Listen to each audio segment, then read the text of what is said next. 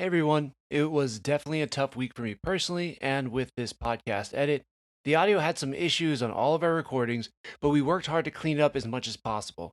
The episode might not be up to our usual audio standards, but I was cracking up during the whole edit, and the content is fantastic as always.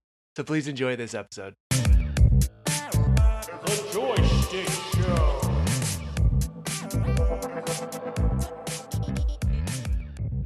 How's it, Sticklers? The Joystick Show is back for our weekly pod where we talk story about the things we've read, watched, or played. You know, the things that bring us joy. Shakas and Mahals for sticking around. If can, please like and subscribe on any and every podcast platform, including a YouTube's. I'm your co-host, Drake, and that's Thomas. What up? And that's Scott. How's it? And welcome to episode 152. Oh, hey. It's a lot of episodes. It's almost 200 episodes. With 50 more episodes to 200 episodes ish. Yeah, less. Less than. And like we said, we've got some news for you. That's going to include one of the biggest movies, Inside Out 2. We'll talk a little bit about Bad Boys and some other things. Bad Boys, Creature Commandos, DCU, Hey-o. House of the Dragon.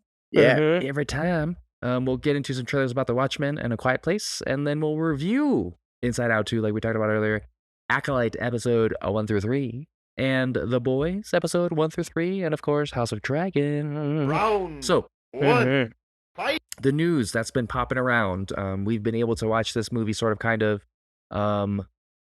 Inside Out 2, second biggest animated opening of all time. Cool. And Thomas, you can corroborate this fact? Yes. Wow. This just in. You were right. Fantastic. Yeah, to clarify, to add more to it, it made $155 million domestically. That's, Wow. I think, beating out Super Mario Bros., which we know went on to make $1 billion. It's Yep. only behind Incredibles 2, which that was Wow. a fantastic movie. But I guess my question for you guys is, like, one, did you feel like Pixar needed this? Because I feel like it's been slipping if you look at like some of the box office from some of the later movies. And two, like, do you think the movie lives up to what it is achieving at the box office? Yes. I'd say Okay. yes to both of those. Pixar did need this, in my opinion. I'm a big animated movie fan, and the last few, other than Red, I wasn't too big a fan of. Red was good. But What'd you like about like, Red? it was called Red, right? It was like something red. Yeah. This it is was red? It was Turning a red Red? panda. Yeah, it was. Yeah. Turning red. My Was bad. it? Yeah. Something But like it's still that. with the Yeah, red I have panda. that It's too. like it was the story was great, animation was great. There was like Puberty a administration. nice. Yep. It was about family and whatnot. It was good. It was a good movie all around. I'm surprised it was during like COVID and stuff. I'm surprised it didn't. Had it not been around COVID, it probably would have made more money, made a bigger splash. Right. know, And But Soul. this movie, Oh, yeah. huh? And Soul. Oh yeah, Soul, Soul. yeah. Soul was good too. And that elemental one. That one was pretty good. Yeah, I don't know what Elemental's excuse was. I guess it was still coming off of COVID, but that's what yeah, I'm saying. maybe. So all of these movies have not like been gangbusters, and now it's, we're here with Inside Out 2. Yeah. I guess, I don't know. What are you guys' thoughts on why it's doing really good? I think it's doing good because it's established Inside Out. So Inside Out, and it's going off of things that already did well, i.e. like Toy Story sequels or IP that's spun off of like the OG Pixar movies. Like if they did like a Bug's Life sometime later, it'd probably be really popular. But I think the last Correct. like 2 or 3 movies, things like, I think Soul was fine. I don't think it was like Toy Story grade, like OG content grade. True. Same thing with Elementals. I think they tried to do something and it didn't really work with the audience. Maybe it was the timing, etc. But the writing wasn't also that good. And I think they tried to do new stuff and it didn't really work out. And so the reason why this did so good, in my opinion, is because it's off of already established characters that we know and understand, and it grows off of all that content that we already care about. Yeah. That's my opinion. Yeah. That makes sense. Yeah, I agree with that. I think there were certain movies that Pixar came out with that were not as, it didn't live up to what people were expecting. Like Lightyear was a big one. I know when I first heard Lightyear, I thought it was going to be more like Buzz Lightyear Star Command, the cartoon, like actual Buzz Lightyear. Mhm. But it was Sure, like yeah, the that's another astronaut one. they, inspired by. And then of course there's things in it where people don't agree with. And then I think those sort of things kind of put a bad taste in certain people's mouths. And then maybe they'll check out until they see something that's familiar again, like Inside Out. Inside Out came out long enough ago where, that's when Pixar was definitely known for making every movie was a banger. Mm-hmm. So people are checking back in. And, it was, we'll talk about it more later, but it was a strong movie. It was really good. Had a lot of what I liked about the first movie in there, like it being like really unique in the way it tells certain things and whatnot. But I think those two together, like it sparked interest, and then because people hear it's good, people are going to continue to see it in theater. Yeah. So yeah. Well said. So I think this leads into the next point, which is Bad Boys is also doing really good at the box office. In a year where Planet of the Apes did okay and Furiosa is pretty much a bomb, why Bad Boys, with the controversy around Slap Smith, why is this movie doing so good? So my opinion of it is because it's the same idea as like X-Men 97. Okay. We've had Bad Boys. I think their first Bad Boys was in like 98 or something like that, where we get Mike Lauren, 95. we get 95. X-Men 97 came out in and around the same time. And so you have this nostalgia of Bad Boys, right? And then you have the whole entire arc of the first three ones, and then you had the Bad Boys for Life, and then now this newest Bad Ride Boys. or Die. Ride or Die. And then we didn't think we were gonna get one after Bad Boys for Life because they kind of established characters that may be going into the next one. And then all of a sudden we come out with this. So we know that people like the Bad Boys series, the franchise as a whole, because they've made at least 4 movies out of it. B, it's coming out at a time where I don't know that Will Smith is like past the slap, but this is really dictating, has he been able to move forward from it, right? Yeah. For me personally, it affected the way that I viewed the movies moving forward because Will Smith is kind of Will Smith in all of the movies he's plays. He has range in terms of how he plays things. But he has very Will Smith-isms within his acting. I'm gonna watch the movie regardless of all of those things. And I think again, to the point, it's more of like that modern nostalgia. We get the things that we liked originally that's coming at it from a new angle. The writing, I'm not too sure about because I haven't watched it, but I think that's why it's doing good is because of things like X-Men 97 and that newness, that modern nostalgia situation. Yeah. I agree with that. Nostalgia is huge, I think. Yeah. The first movie, 95. Second movie came out in 2003. At least for us, we were like just going into high school, Yeah. So almost I 20 feel like a years lot of ago. the things that are popular right now are like, I guess, thankfully, we are within that generation that are digging all the stuff coming out now. Like all the nostalgia stuff are like, seems like it's directed towards people who are just older than us and just younger than us. Like we're kind of like in that middle, it feels. So if you like Bad Boys then, you're gonna still like it. Bad Boys wasn't a big thing for me, like I've stated before. Right. But I mean, there's some diehard fans. So it's the but nostalgia. Not diehard fans. Bad Boys fans. They're probably diehard fans too. Everyone likes a good Bruce Willis. That's funny. I didn't even mean that. But they're Bad Boys fans. And and I get I bet you there is a small group of people going like, okay, I don't really like Will Smith. That's what I slap, but let's see how it goes in this movie. Like, just curious, maybe. I agree with Drake. That has kind of skewed my love for Will Smith. I still recognize he's a great actor and whatnot, but I used to just, you see Will Smith in a thing, you're like, oh, this is gonna be pretty freaking awesome. But now, like, you do that, we covered that, but it's definitely left a bad taste in my mouth. Yeah, definitely. Nostalgia, probably. Yeah, I like it. It's funny because after this slap happened, I was, I did the opposite. I was like, let me see what this King Richard is about. I was like, it makes me want to watch it more. Man, you slap someone and then you still accept the award. It's gotta be a good movie. Exactly. I was like, let me see what this is about. But then, okay, so the previous Bad Boys movie was surprisingly good. Now, I don't think it's a movie that I necessarily love or a franchise I necessarily love maybe anymore, but I was surprised by how good it was. I wasn't necessarily even interested in this new one, and I haven't seen it because of that. It is just crazy to know that there is that big of an audience still for Will Smith and Martin Lawrence, and granted, they were the kings comedy for so long and everything. But yeah, I'm really surprised by this one. And yeah, I think you guys hit on the head. Maybe it is just that updated nostalgia, but wow, I'm surprised it's doing as good as it's doing. Yeah, when Furiosa did it, I mean, like that blows me away because the Fury Road was so good, and then you get Furiosa, kind of like a prequel to that movie, and it directly ties in that movie. I'm so surprised. So this has just for me been a really weird year at the box office, but hey, maybe like just strong stories are coming through. I don't know, but then again, Furiosa was pretty strong too. I don't know. I guess it's just weird for me. Yeah. Yeah, I don't know what to say about that. Yeah, for sure. Yeah, it's weird. So yeah, I think once it comes around streaming, I'll definitely check out this Bad Boys.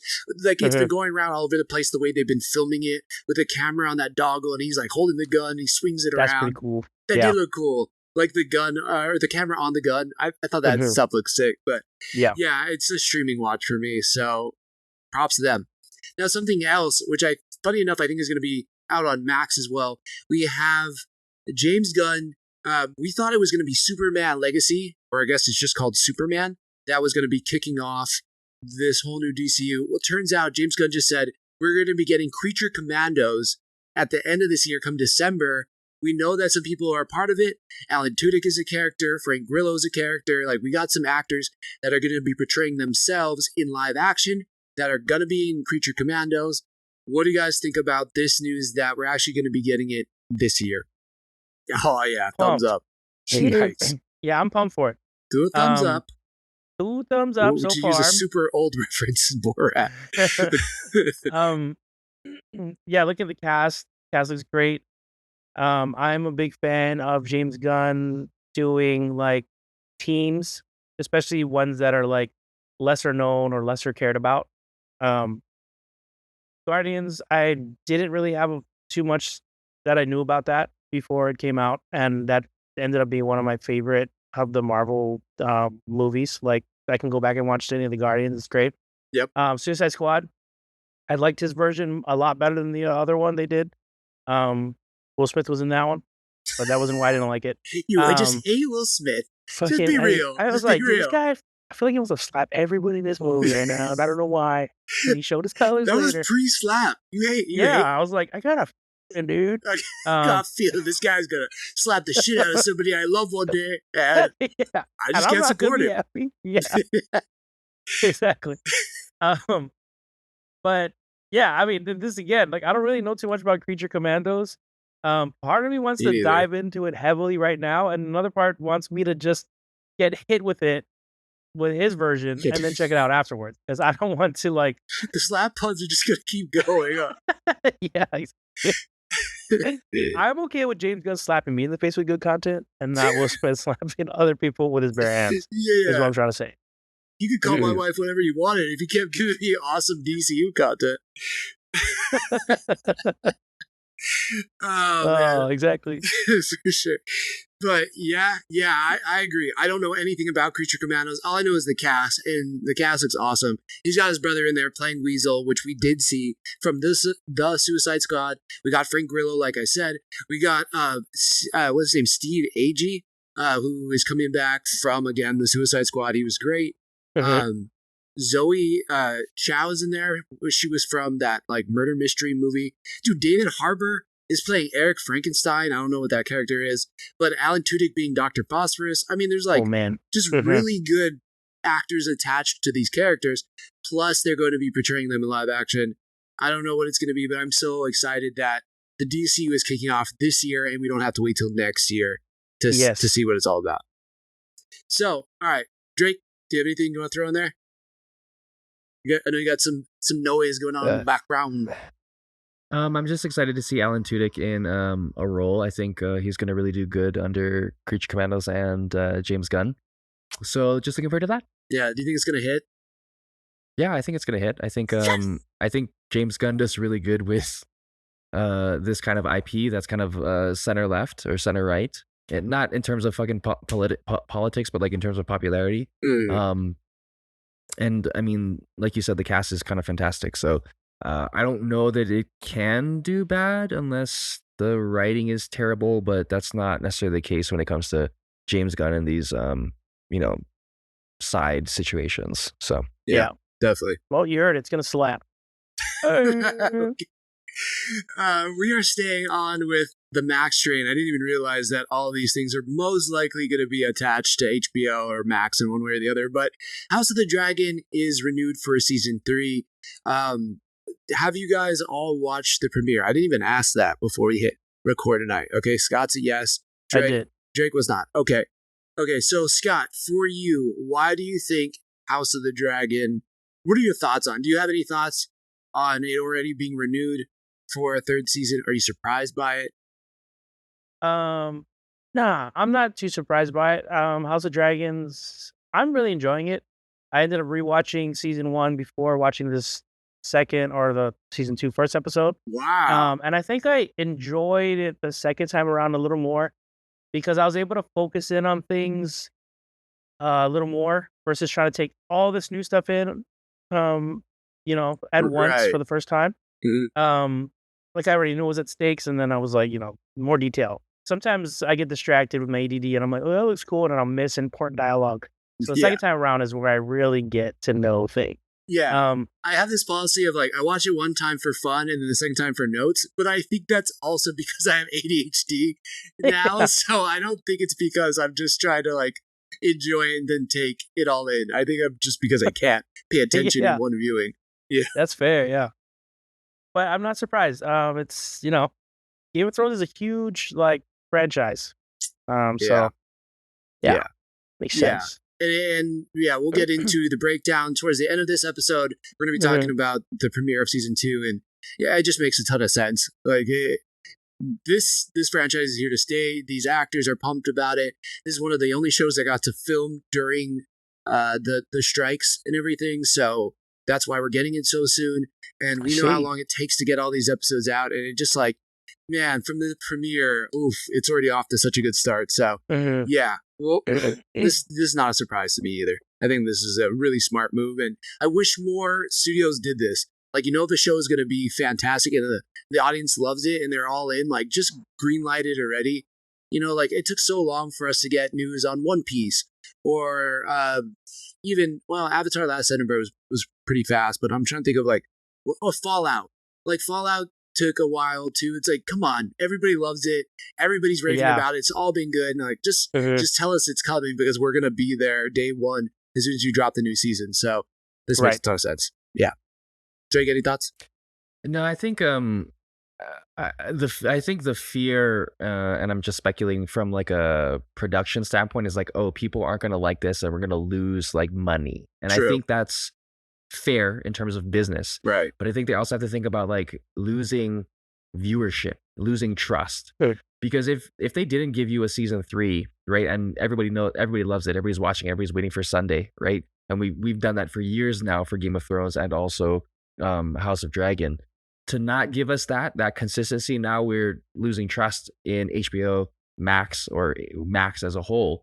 Because now you're not giving us what we want. So, okay, so do we have to ask for it? Do we have to beg for it? Do you want us to spend money on it? Do you feel like you're entitled to that money based on the production value, et cetera, et cetera? So, like, that becomes convoluted from, like, a producer and consumer standpoint. And I think, like you said, they did a really good job at putting it out there. So the consumer will be like, oh, well, if the season is awesome, or if it's not awesome, we're going to get another season. So they can make up for it, or they can continue on their awesomeness. It just makes sense. Yeah, it's a good point. You're right on the business side of it too, but it just, I think the studios kind of screwed themselves at this. Like, you gave us this streaming model, and now we're hooked on it, and that if you don't keep the content coming, well, there's other things I can jump over to and watch. So I think it's so smart that they do it. I don't think, even if the viewership drops for House of the Dragon from like season 1 to season 2, I think it maintains enough for it to justify the budget, based on how many people invest in Max. So, or buy merchandise or whatever. But you're right on that. It definitely comes into business. And for this being a part of Game of Thrones and that franchise, it makes sense to continue it and keep it going. The Joystick Show. All right, we are into some trailers. Another DC-ish thing. I swear, did not plan it this way. This is just how the reviews and the news and all that dropped and trailers dropped. But we got The Watchmen is coming back in an animated form. It looks pretty great. But I'll tell you, my first thought is like, I've seen The Watchmen. I've read The Watchmen. I saw Zack Snyder, arguably one of Zack Snyder's best movies I think he's done outside of like the 300 for me. Did we need this animated version? I'm not complaining. I want it, but do we need it? Because we've gotten The Watchmen, I feel like, a lot. Yeah, I agree. It does look good. Zack Snyder's did a super good job bringing that to life. Oh, I thought you were going to say something way different. I thought you were going to say, like, Zack Snyder's not a part of it. I was like, I think Will Smith is a voice actor in this. No. But see, it was funny because Zack Snyder did such a good job bringing the comic book to life, like right out of the pages. I'm watching this and I'm going, Zack Snyder did all these things. Like, it's burned into my head that Zack Snyder showed me it in the live action that I'm seeing them do exactly what he did, but in you think I'd be like, oh yeah, just like the comic. I'm like already associating to Snyder's one. He did such a good job with it. Maybe this is directed at a younger audience because I could see like them being like, "Oh, Snyder's that's such an old movie," So like a way to keep it current. Maybe it's cheaper to do it this way, and maybe like animated movies / shows or whatnot are maybe doing well. Like there's a lot of good animated content coming out on these platforms. So that could be them capitalizing on that too. You really made me sad when you're right though that you referenced like that old movie that Zack Snyder did. It's sad to think that to some people is old now. Is old, Damn it, but you're right. That's so true. I agree with the animation being for like a younger audience because that kind of is what's happening, right? A lot of the IPs are like reaching their tentacles out to gain more audience members that are younger, especially because Watchmen is quote unquote older. I also think though, kind of like the same effect. DC is putting out more of their content and they know they do well in animation, presumably, so that they're putting it out and maybe that's going to help rekindle that DC strength. At the same time, kind of the same thing with Disney and like all of their OG movies, right? Let's put it into CG, let's put it into live action and see how it does. And they do well considering how The Watchmen was, not doo-doo. Right. It did do real good initially. And it was one of the first like real big cinematic, darker superhero movies. And so to put it in more of a, they can probably do maybe a little bit more or a little bit less in the animation. And then the animation style too is more what a lot of the viewers now are used to. So almost modernizing it in a way because we some of the actors in The Watchmen, we see the comedian in the latest season of The Boys. Correct. So that's kind of cool that we get to see that moving forward, but we haven't seen Mullen Ackerman in a long time in a role like that. We haven't seen other actors, actresses in there in reprising those roles. So I think it's a nice rekindling, and I think it's going to bring more viewership, like Scott had mentioned. Yeah, I agree. And I was just like quickly scanning through this Empire article, and they were saying, yes, Zack Snyder did it in 2009, but they said there was a lot of, and even though he was faithful to Moore and Gibson's work, recreating a lot of the panels, one of the major changes in the final act was changing, or I guess swapping out the arrival of a giant mutant squid in New York. This is going to be a more truthful adaptation even than Snyder's one. So, and that's cool. That's cool. I dig that. Yeah. It's you're gonna get like, of course we're gonna check it out. We're like diehard fans. Like, we'll check it out for sure. Yeah. But yeah, I think it's cool to do that, and you can always go back. And then if you say you watch that, you're like, hey, like, say a kid's watching it, and then their parent or whoever's like, hey, they had a movie on this too. Like, it's pretty good. You want to check out the movie. It's based on this comic. If you want to start checking these out, there's a bunch of stories you can, Yeah, I think that's awesome. And it is funny that you compare it to like the Disney. I feel like they're the only company.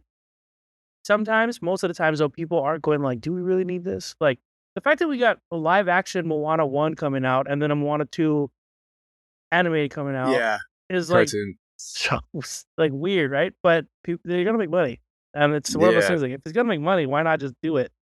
It's So true. That's true. Yeah, and this is one of those stories that could be told a million different times and still like attract a new audience. You know, it's like Mhm. I don't know. Trying to think of like a modern day Frankenstein or Pinocchio or whatever. Like they're gonna keep recreating these right, characters because the story's so iconic, and I think this is one of those stories. So yeah, it's I guess it's me being cynical, but it's not like I don't want it. Like I want to watch it. In fact, this probably makes me want to go back and watch Snyder's movie because it was so good. no, for I sure, should yeah, read the book again too. Book was yeah, like just such a good comic. Reading that, it's definitely up there. And I know it's so cliche to say, I think to a lot of comic fans, but it really has to be one of the greatest like comic book novels I've ever read. It just was so good, so well done, and just so many cool beats, and the way he kind of subverts what you expect from comic books is legendary. So yeah, no complaints. Now, we also got a video game coming out from another movie franchise, and this is kind of branching out. We got A Quiet Place Day 1 coming out this summer, but they just dropped a new trailer for a video game, A Quiet Place The Road Ahead. Were you guys able to check it out? It didn't feel like it was a full trailer. It felt more like a teaser. yeah. So, Very much so. yeah, what did you guys think? Are you interested in maybe getting this game?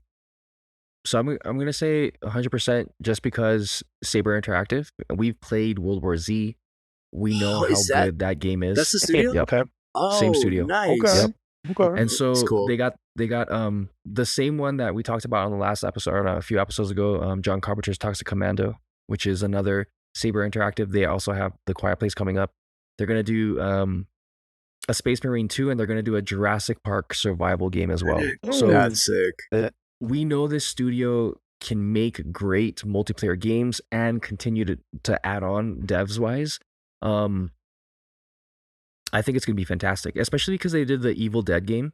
So they know how to do like a potentially third person, first person walkthrough story, Mhm. make it kind of scary, but make it fun and not make it too complicated. From what we see in the that teaser trailer, you know, there's going to be tasks. There's going to be having to, do things moving silently and then kind of moving around a lot of these, the monsters in A Quiet Place. I am going to be curious to see like how they deal with the noise situation, because is it going to be with your controller? Is it going to be what you're doing and how slow you're moving in the game? I see. Yeah. Yeah, that'll be really interesting. But I mean, if anybody can do it, Saber Games can do it. Saber Interactive can do it. Yeah. Because you see in the trailer, they have like, it's almost like a baby monitor looking thing. And I guess it's like determining how much noise you're making. But that's a good point. Like, is it based on how slow you move the controller? Is it a rumble feel to it? Yeah, that's interesting. I didn't even think about that. Yeah, I mean, I'm even more excited now that I know all that new stuff Drake just said.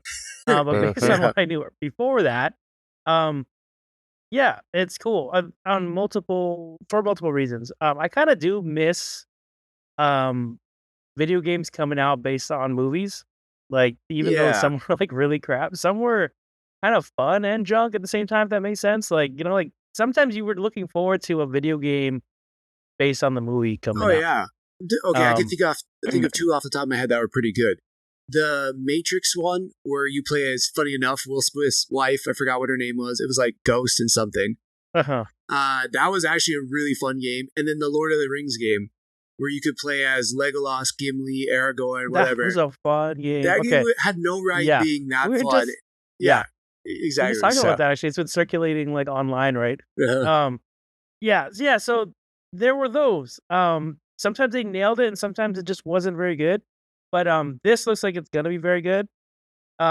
It's already a cool horror concept, and you pair that with like trying to be sneaky. That already gives you a really strong foundation to build off of, and then you can kind of just base that, especially with the movies like taking place at different times. You can kind of pick wherever you want now, and say, you could jump around. It could be set in like a week span. It could be a 24-hour window, like whatever you want it to be. It could be really cool. Yeah. Multiplayer could be cool too. They might not have it, but I mean, they made World War Z. It'd be kind of cool to be like, the whole concept is like trying to get point A to point B while not messing, making sound and whatnot. And like, it could be finding you guys fucking each other over, whatever. It feels like there's a lot of fun to be had there. Totally. Yeah. Or like you have to like drop something down so somebody else can climb on it, or you guys have to work together to trap one of the monsters or what. There's so many cool things they could do with that concept. Completely sick. You also gave me this idea. What if some of the characters from the movie you get to interact with, because it depending on what timeline this takes place in, you get to interact with somebody from A Quiet Place Day One, That could be or cool. John Krasinski, or Emily Blunt, or one of the kids. Like, I think there's a ton of things they could do with that. I wonder if John Krasinski is attached to this game at all, like if he helps write it or anything. Because that'd be also, interesting. would be a huge selling point, I think, for me. For sure. Same. Yeah, that's cool. Damn, you guys kind of like got me more hyped about it, because when the trailer, I'm like, this looks good, but it looked like one of those games I would watch people play and not necessarily want to go out and buy and play myself. But Yeah. I don't know, sounds kind of fun now. I mean, if it's multiplayer, imagine 3 or 4 of us sneaking around to accomplish goals. So like, let's say Tom's got to go grab like a battery and Scott's got to go grab some water and blah, blah, blah. And we're trying to work our way through this without making any noise. Right. But then we can maybe be platforming and watching out for certain things. So it could be interesting. Kind of like that Midnight Midnight Club game. Yeah. But more thought out. Yeah, like more mature, better graphics. Yeah, for sure. Yeah, it could be fun. If it's a multiplayer game, I'll probably get it, play with you guys. If it's single player, depending how creepy it is, just in all honesty, I might watch someone play it online. Okay, I'm glad you said it, not me. It's like, depending on how much of a bitch I am. Like, there are definitely some games I only know about them because I watch, like, there's like this one dude online I watch play games all the time. Yeah. So, like, any of the Resident Evils, like, I just can't play them. But what's funny about it is I'll see a clip of somebody playing a super scary game, and they're like, playing, and they're doing a good job, and then all of a sudden something happens. They start freaking out, start screaming into the camera, and obviously I laugh and be like, what a bitch, yet I won't play that game, so. Yeah. Put yourself together, man. Yeah. God, what a wuss. Meanwhile, I'm not even coming anywhere close to it, so yeah, I feel that. Oh, but yeah, well, as we get more information, we'll definitely have to chat about it, and we'll be posting it to the socials. The Joystick Show. So let's get into the meat and potatoes, because this was heavy into some reviews.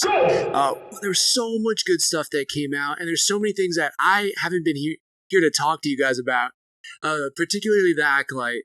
But I want to just start with quickly, we dropped it on Watch Recommendation Mondays. You can see it online, on Instagram, on TikTok, all over the place, on YouTube. Basically, every Monday I'm giving a watch recommendation that usually will be off of what we're normally talking about. So again, nothing to do with The Acolyte or Inside Out or The Boys or anything like that. And this week's one was Ultraman Rising. It just dropped on Netflix, and we talked about it a lot this episode on good animation. I think this was an awesome animated movie. It really surprised me on how good it was and how much heart there was. And we had grown up, I think, with Ultraman a little bit in Hawaii. Like, I don't know what. Yeah, I can't even remember the last time I watched Ultraman. Like, do you guys remember anything about that growing up? Or this character? Not too much about the story itself. I remember seeing the character. I remember seeing on TV and like in Shirkia and whatnot. Power Rangers had like Bad Bats Maru and like Kikaida. Kikaida, all that too. Yeah. Other than that, totally. I didn't remember anything either, but it really brings you up to speed. I don't think you need to know anything about this universe, and it's a really good, funny action and family movie. So. Yeah, I'll just leave it at that, but definitely throwing it out there to all the family out there. And if you're a father, I feel like there's like a really deep like father-son story in there. It's really nice.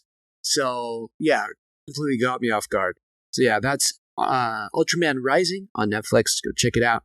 But nice. I think Drake, you can take it away because you saw this anime movie. We had hinted at it enough. It's had a lot of success at the box office. Take it away on Inside Out 2. So Inside Out 2 is the secondary of Inside Out. Obviously, it's the number 2. It is definitely a coming of age film. It goes off of Sorry. 2 years after the main character has moved to San Francisco, Riley, she's just turning 13, so she's just hitting puberty. She's just about to enter high school, right? And so we see how joy, sadness, fear, anger, and disgust have kind of like really made it to prominence, right? They've really found their groove. And all of a sudden, essentially, puberty comes and it steps in. And now on the precipice of Riley trying to get onto this hockey team with the rest of her family,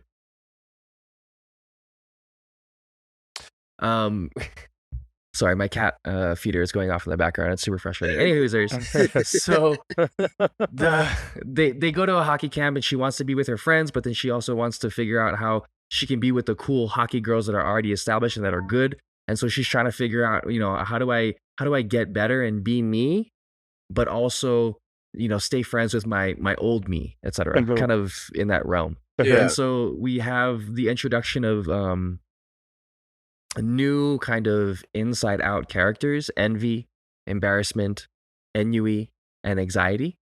And so mostly it really focuses around anxiety. Essentially, the whole thing is anxiety is trying to do best for Riley, but the anxiety allows for all of these doors to be available, right? What happens here? What happens here? What happens here? What happens here? And it's not analysis by paralysis. It's just so much is going on through the thing that they're making decisions to fit the moment to try to get to that big space, right? I want to be the best hockey player and be cool. But she's really kind of forgetting about she wants to be a good person, right? She's a good person, her core element. And so it's really just a blend of how do the main emotion characters vibe with the newer emotional characters, and then you get like a hint of emotional characters in the future, nostalgia. It's just an old grandma lady. She's like, hey, you remember the time our friends got? It's pretty hilarious. Yeah. And so as they kind of are anxiety kind of takes over, throws out the original emotions. The original emotions are going through a journey to kind of get back to the headquarters, the place where everything is setting up, the control center. And when they get there, anxiety is kind of at a point in time really going off, and Joy steps in and doesn't save the day, but kind of realizes that Riley's changing and she cannot be that person with the core element of I'm a good person versus I'm not good enough to be this great hockey player and a good friend, is the one that anxiety kind of pushed forward. And Riley needs to kind of grow back into her own self where she's feeling all these things and recognizing all these things and making adjustments to all these things that she can essentially just like, emotional management and emotional awareness so that she can kind of get to where she wants to be. And we're seeing it on Riley's end, which is kind of cringy a little bit because she's doing some things that teenagers do. I guess to us, yeah, it's just like, And then the situations with the emotions, they're kind of just figuring out how to work together, right? New coworkers in the building. So overall, was it better than number one? I think yes, in terms of like a story standpoint and the coming of age story. It hits more things, like Scott had alluded to earlier before the pod. It makes you feel things. In terms of was it did we need it? Not necessarily, but I think during this time, finding out who you are on the inside really makes sense. The cast was fantastic. The writing was good. I didn't say it was the best writing they've ever done, but it's definitely a step up from what they've done previously. Yeah. Scott, would you corroborate those facts? Yeah. You did a great job explaining the gist of the movie. Like that was awesome. And that's it. And yeah, go watch it. It's in theaters. And no, there was, other than all the things you said, to add on to what you can get out of this movie versus the first movie, I guess. I feel like the good Pixar / Disney movies are the ones that young audience and like adults can both watch together and both get separate things out of it. Right. There are definitely things in here that relate to both young kids and adults. Like there's anxiety is a huge character in this. Kind of like the new Joy of the new crew. Like she kind of has the loudest voice. And this movie kind of showed like how something like anxiety can very quickly overtake your life and like maybe help you make decisions you don't even really want to do if you don't kind of check it. So in this movie, there was a point where like anxiety was like fully in control and it got wild. And then she was able to kind of balance everything out. Yeah. But hearing that, you're like, or seeing that even, you're like, I'm sure anyone could look at that moment and be like, I'm pretty sure there was a 1 or 2 times where I let anxiety steer the wheel too much. And I'm like, oh, you're in your head too much thinking about things that aren't even here yet. And you're worrying about them, you know? So it was good. It did a really good, what was that? I was going to say, I'm the only one that hasn't watched this movie, and yet I feel called out. So, yeah, like, I feel like you relate to it on a lot of levels. Yeah, no, yeah, I feel like that. I think that's one of the reasons I felt like this Pixar movies stood out so much in comparison to like maybe the past few that came out. Not only is Inside Out like an original idea in the sense where it's like the emotions in your head. It's kind of a wonky thing to explain to somebody, but the fact that they were able to build on that and still make a story that you can connect to, even though it's still as crazy as watching like a Wreck-It Ralph universe sort of thing. You know what I mean? Like it's like a whole nother universe going on. But you can relate to all these different things. I felt like there was a lot of funny moments as well in this movie. Like there's moments where it's kind of heavy and you're feeling for the character and whatnot. And there are cringe moments where you're like, oh, don't say that. And you're like, oh my gosh, like just keep your cool and you'll be fine. Right. But we've all been there. But there are some moments like they introduce like a couple characters she grew up like really liking. Like one was like a cartoon character, almost like a Dora the Explorer, but like what was he even? Like a kangaroo or something? Or yeah, he's like a kangaroo with like a fanny pack. he had a fanny pack, and he was like, "Hey guys, like, what do you think about this?" Like, so they at one point the main characters they get kind of kicked out of like the main seat, and they get bottled. And then there's a fun line in there with their one anxiety, not anxiety. What's the other one? The worry. What is the purple one? It's kind of like anxiety, but he's not. He's the one that's like, oh my god, like scared. It's like fear, I guess. Yeah. He was like, we're suppressed emotions. So there's all these little things like because they were little like suppressed emotions. Right. But they got trapped in the vault of like memories that you want to seal away. Like basically like when people like, you know, like I don't want to think about it anymore. And they just like suppress that. Yeah. And a couple of the characters were like this kangaroo dude who was like kept looking to the camera and they're like, who is he talking to? And there's a point where like he's like literally like this far away from a wall. And he's like, what do you think? Is it A? B? And they're like, what? Like, we gotta get the heck out of here. Yeah. There's a point too where he even zoomed in his eyes because people's got real tiny. I'm like, that's kind of creepy. And then there was like her deep dark secret was like this giant like Hulk almost, but like with a hoodie. And and there was like this anime character that she liked in a video game who was just like his secret move was to turn into a ball and just roll. Yeah. And that kind of helps it, but it was just like a lot of over the top stuff. Those characters are really funny. That fanny pack he had too was kind of like backpack, like it just had a bunch of different things. So it's like, we need something to get out of here. And he's like, okay, I have a bunch of things. Do you need an orange? Do you need a Band-Aid?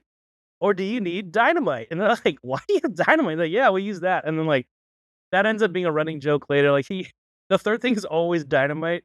And like it's just like wild. But yeah, there's a lot of silly stuff to be had. There was a good balance. I feel like this movie was a good time overall. There's a lot of character growth. They even did the thing where they're jumping into the parents' mind and seeing, like, recognizing, like, oh, she must be going through this or blah blah blah. So it was like their emotions, recognizing her emotions in their own. Yeah.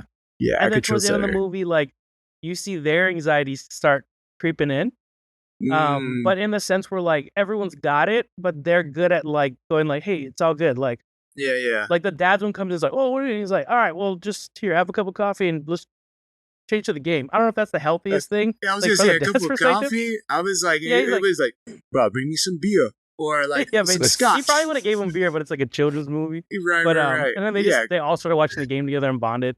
So it was just But I'd say definitely watch it.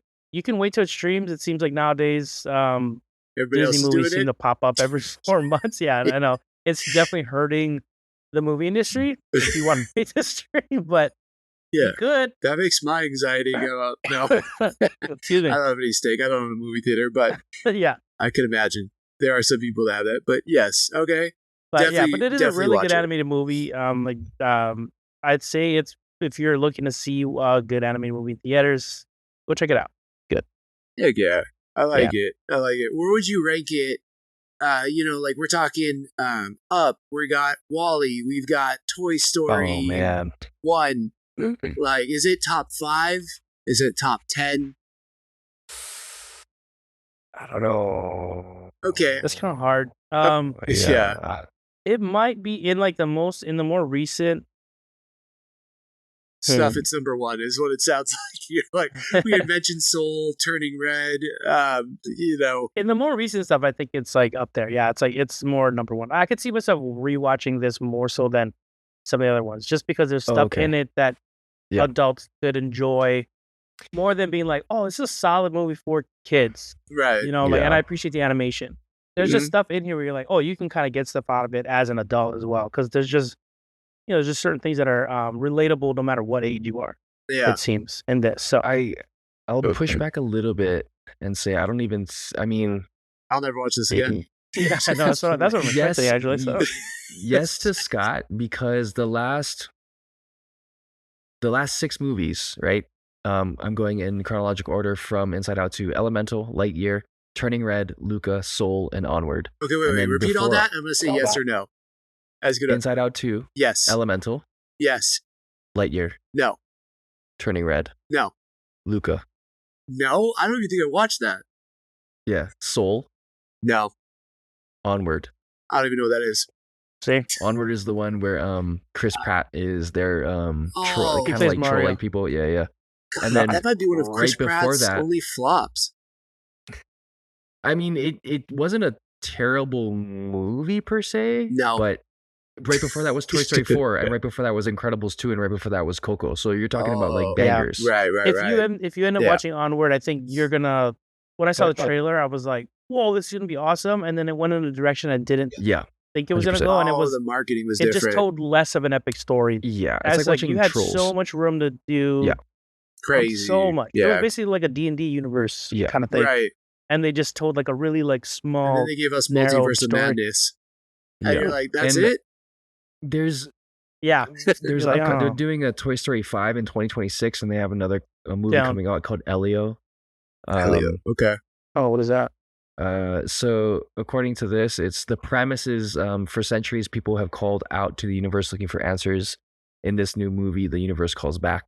Oh, was it the it's- alien one? Yeah, it's an underdog with an active imagination who finds himself inadvertently beamed up to the communiverse, an interplanetary organization with representatives from galaxies far and wide, mistakenly identified as Earth's ambassador to the rest of the universe. And completely unprepared for that kind of pressure, Alien must form new bonds with eccentric alien life forms, survive a series of formidable trials, and somehow discover who he is truly meant to be. No. That could be a good time. No.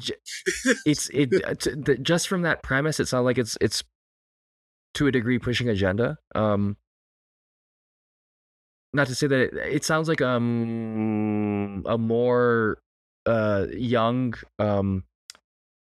Handbook Galaxy. Hitchhiker's Guide. Hitchhiker's Guide to the Galaxy. Yeah. But they have Brad Garrett in there, who is on a Oh, I lot like of different things.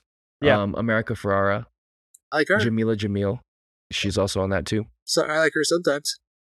Yep. There. So I mean, does Pixar do good things? Yes. Does Pixar sometimes do flops? Yes.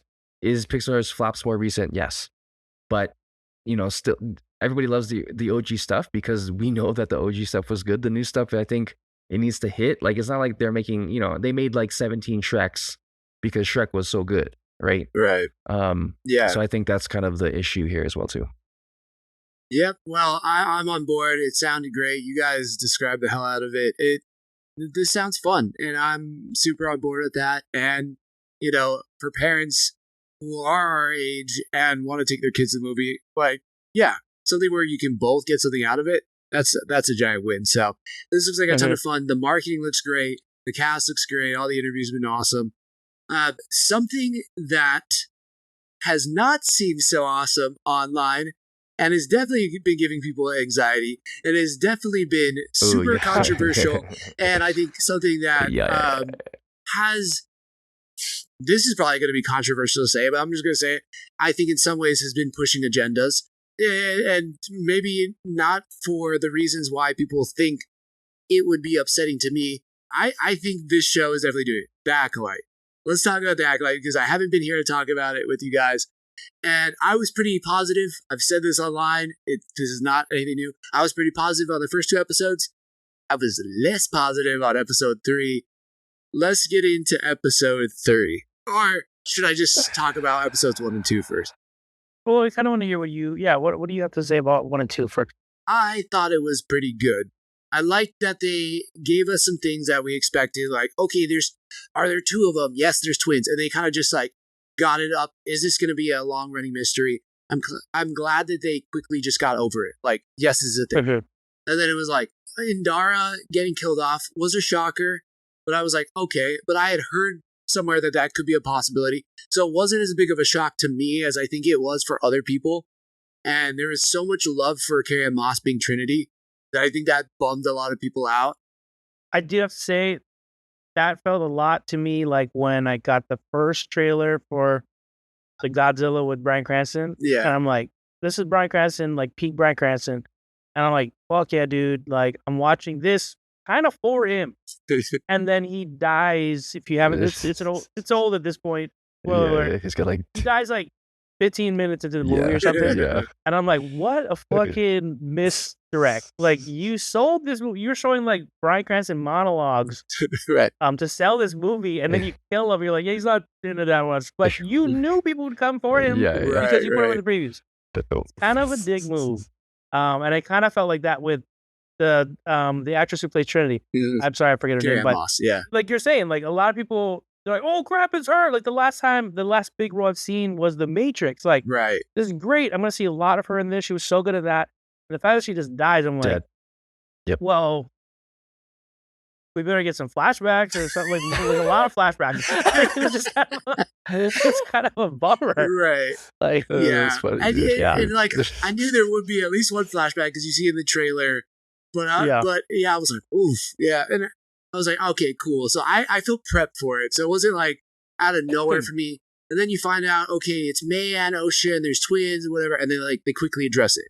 And then there was like the next episode where May's trying to kill Master Torben, who just, like when you see his flashback, dude definitely has been hitting the death sticks hard.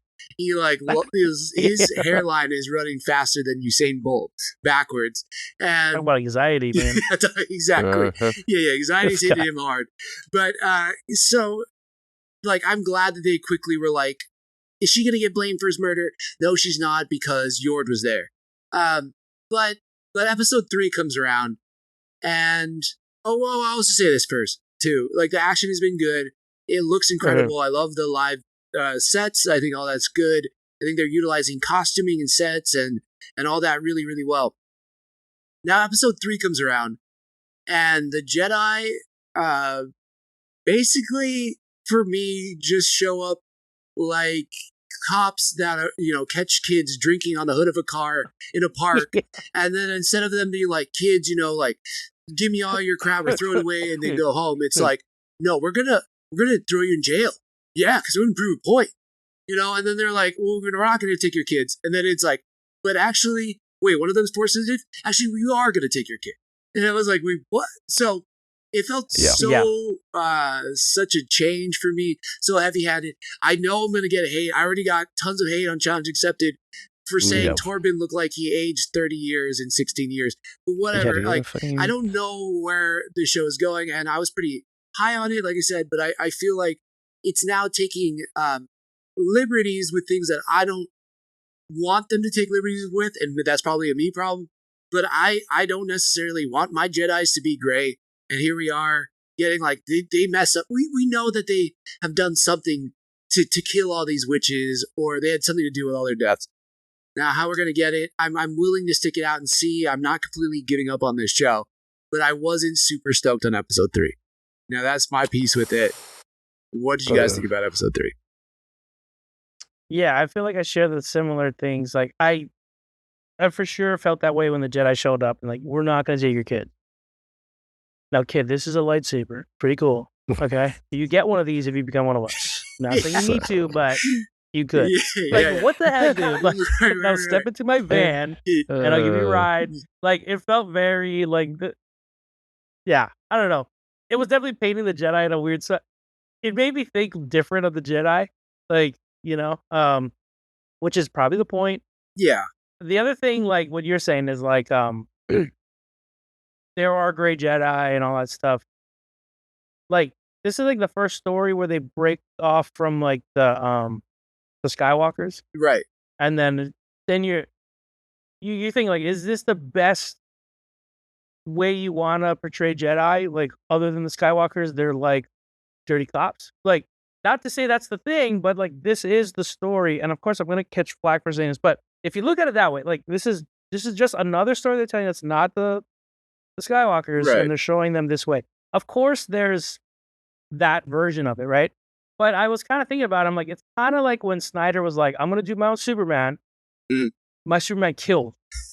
Right. And then people who like Superman are like, they're still gonna watch the movie, and there's gonna people who like that version, like, hey, it's different, Right. Mhm.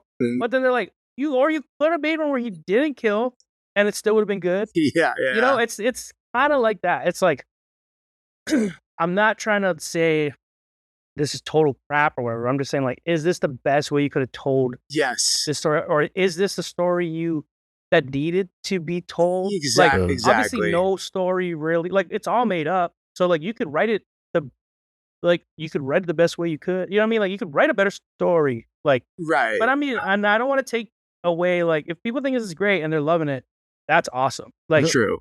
keep loving it. Like, that's cool. And But- if you look at Threads and you look at Instagram and you look at Twitter, it's complete shit. And then did I say Threads? So I meant TikTok. And then on Threads, it's if you say one thing of criticism against the Acolyte, it's, oh, you're an idiot. You don't understand Star Wars. You know. But yes, for me, it's like, listen. Yeah, there probably are gray Jedi out there. But if we're gonna look at the Jedi at the height of their power, do we really have to look at some that did a bad thing, or could we have just looked at other ones who are just trying to snuff out the biggest crime in the universe? Or, you know what I mean? Like, you're right. Yeah. It didn't have to be this story, but this is the story we're getting. So, yes. These are their stories. These are their Ding, ding. Dun, dun. I spoke with Scott about this a little bit in terms of like how my biases in watching like the actor interviews. That being aside, I sent this to you in your own Instagrams, but there essentially was a podcast that I was listening to, and they were very much no true Scotsman argument about what a true Star Wars fan is. Mhm. And I don't want to have that fallacy in that sense. They're called Trooper Talks on Instagram. But they made a really valid point that I think as fans, not necessarily, truest Star Wars fans, but just as fans, Mhm. when we've watched the Star Wars over the course of, the 9 episodes, all of the extra content, et cetera, watch it go through George Lucas into now Dave Filoni's hands, but also to that time where it was just weird with Disney. Yeah, Kathy Kennedy was fully in charge, Yeah. and they brought in J.J. Abrams, all that. Yeah. It got finicky. So not to say that that's regardless of that fact, right? The IP is the IP. George Lucas created this world. We all went into it. So much so that there are other things that people like gravitate towards. Oh, this within this realm makes me feel included because of how I feel about it, right? I can have an opinion about it, et cetera, et cetera. But it's based off of the fact of that original story, right? And you can branch off from all those other things. So keeping that content there makes the foundation of everything else.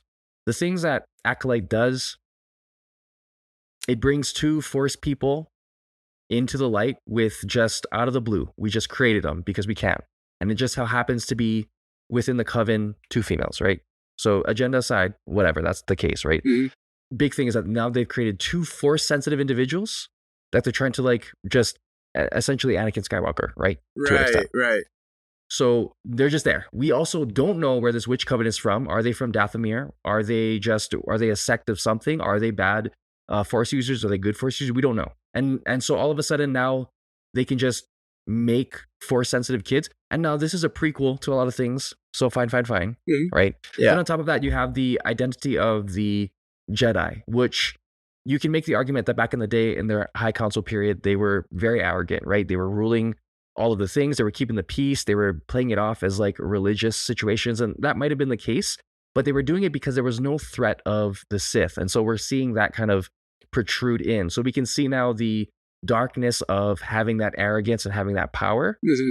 aligned with what's happening in the Acolyte. Because we don't know what happened with May and Osha. We don't know for certain that May started a fire. We just see all these bodies. And so Or like at least started with- the fire that killed everybody, right? Like it's Yeah. like yeah. because Right. all we do is we just hear the dropping of the glass. We don't see her Mhm. drop it. We don't see anything else, right? Mm. And so we can make the argument that, oh, maybe the Jedi just came in and fucking wiped everybody out. That's why dude Scarface that's sitting Yeah, while Torben. he's Torben, Mhm. that's why he's like, oh yeah, I'll definitely kill myself because because somebody dropped fire and then you know what I mean? So there's a lot of these things aren't making sense. Yeah. So if they're going to make sense in the end, for sure. But right now, it's definitely not. And you're also putting in things in Star Wars now that like take away everything that Star Wars has built. And so as a fan, you're thinking to yourself, where is this going? What are we doing? Mhm. Aside from the agenda, aside from what other people think, the political blah blah blah blah, just with the story in itself, like what are we doing? Right. And so that plus the outside stuff, plus the fact that we have Mandalorian and all these other things that were really, really good. Why are you giving us this? Yeah. Am I going to continue to watch it? Sure. I want to know what's going on. Yeah. At the same point in time, does it add? Sure, it does add because we get to know more lore. It's just the way that it's going about it is very disrespectful to the original content. It would be like me, not, let's say I was an Asian, but I wanted to like really make the Asian culture pop. And so I just, essentially made a Moana, which is a conglomeration of all Polynesian cultures. Mhm. And I played it off as this is what it is, right? I know, but I don't because I'm not Asian, even though I am Asian. This is confusing because I'm talking as an Asian man It's saying that I'm not, confusing. right? I So- think I get what you're saying. You But get you're what I'm not saying. Asian. You get what I'm saying. It's Yeah. just like No. it's not being true to the thing, and it's not being maybe it's to me it's not being honest, right? Like Yeah. it can make arguments for things, but then it hasn't facilitated that. It's doing a lot of telling and not showing, right? Right. Because those kids are not good actresses. I mean, I think that kind of takes away. plays a part on me as well. Like it's hard not to notice when there's great acting and then there's like Right. lesser or whatever. Mhm. You're like, oh, okay, because there's really good kid actors. As we've talked about this. Totally. Just Star Wars never bad gets kid any of them. Yeah. Yes. And then also like I get like so this storyline is not something I would totally be against, but this seems more like there were so like when you get a comic run and you're like there's so many good stories that have been told. We need like a whole new fresh take on something. Yeah. This would be that. You're like, oh, cool. I never like I've kind of heard them all already. Yeah, Like this sure. is cool. Mhm. To a viewer who hasn't like so if you take a viewer like doesn't look too much into the lore past the movies Mhm. and doesn't look into the comics or whatever, all they know is the movies, right? So like this is your chance to like really lock in new fans and fans that have been like, just fans of the movie. So like make a super strong. Why not just I guess play it safer in the sense of like make a freaking badass Jedi being like just and doing cool things, as stupid as that sounds. Yeah. But you could like it would sell a lot better. Like Mhm. if right now it seems like Star Wars is already rocky, why be like, let's take a super crazy chance and like go in this other direction? Yeah. Like I see what you're establish saying. yourself with like really strong stories, and then once it's like, oh yeah, Star Wars can do no wrong, start doing these kind of like side stuff where like For sure. because this is the kind of story like not everyone's gonna be into. No. See, You know? Yeah. See, that's the thing. Like, I want to be careful. Not against it, Right. but that's just what I'm saying. Like, And from I hear you say, like, I do believe that they thought this was a super strong story. And again, it's episode 3. Things could change. We got a lot of It could get episodes that better. could get a lot better. Sure. Could start clearing everything up, right? And I'm not out on it. And I think there's still some good things here. But I agree with you that it just doesn't. It seems weird to show us the Jedi at the height of their power, to take an actor like Carrie-Anne Moss, to take an actor like Lee Jung Jae, and then be like, well, they did all this bad shit. And it's like, wait, but they're not necessarily saying that. They're kind of just showing us, and so maybe that's me reading into something that's not there. But that is what I'm gaining from it, is that secretly behind the scenes, there might have been this evil witch coven. Then all of a sudden, one night, through the guise of a girl starting a fire, they came in and slaughtered all these people. For what reason? I'm not too sure. So now all I can think of, like, they're just bad for being bad's sake. And that's just a weird place to take the Jedi. Like, at one point, especially at the Jedi at their height of the power, I would like to see them being good. You know, and like, I guess you could say, well, you could go back and read the comics, you could read the books. But it's like, if you're going to give us this time period for the first time in live action, to your point, Scott, yeah, show us them being good. Like, it could have just simply been someone murdered a Jedi, and now they're trying to hunt down the murderer. But now we're wrapped up into, there's these two girls, there's a murder mystery. One seems to be good, one seems to be bad. Which one are they? I don't know. They're crisscrossing. And are they necessarily good actresses? Are they not? Did I even need their backstory here? I don't know. I don't even really... This doesn't make me personally care about me and Osha more. This makes me more confused as to who I'm supposed to be rooting for in them. It makes me more confused as to which Jedi I'm supposed to be rooting for. It makes me more confused as to, like, are the witches good or bad? I'm more confused now in episode 3 than I was going into it, when I thought it was pretty clear cut, or, you know, like, they were subverting all these expectations. And now, an expectation I wanted them to subvert, they're just leaving completely open. And granted, we're getting episode 4. It could all change around. You're right. It just seems like a weird way to take this. To then think that Anakin was special because he was immaculately conceived, right? He was, you know, Jesus for all aspects of Star Wars. And now these two girls who I'm not even that in love with now could be the same. They were just kind of born out of the Force. Well, that makes Anakin seem less special. And it kind of makes me hate them more, just personally. I don't know. I just don't love the little... I don't know. I had a soft spot for Osha going into it. But I really don't understand Maze, why she wants to murder them. Because unless she can prove the Jedi murdered all these people, right now, she's just killing Jedi for no reason. It's just, there's so many elements of this that have made me more confused and have not made me super in love with this. And I don't know, it's kind of like, it's backtracked a lot of goodwill that I had in these first 2 episodes.